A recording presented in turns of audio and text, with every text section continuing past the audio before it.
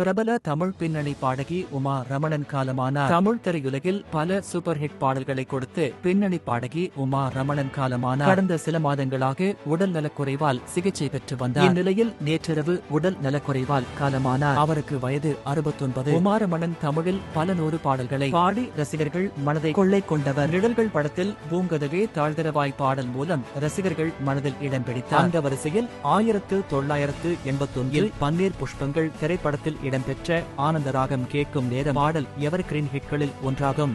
Ilaiyaraaja, எம்.எஸ்.வி, Shankar Ganesh, D. Rajendar, தேவா, சிற்பி, வித்யாசாகர், மணிஷர்மா என ஏராளமான இசையமைப்பாளர்கள் இசையில் பாடியுள்ளார். 5000க்கும் மேற்பட்ட மேடை இசை கச்சேரிகளில் பாடியுள்ளார். உமா ரமணின் மறைவு திரையுலகினர் மத்தியில் பெரும் அதிர்ச்சியை ஏற்படுத்தியுள்ளது. உமா ரமணின் இறுதிச் சடங்கு இன்று நடைபெறுகிறது. இதுபோன்று சிறு வீடியோக்களை பார்ப்பதற்கு NRI தமிழுக்கு சப்ஸ்கிரைப் செய்யுங்கள்.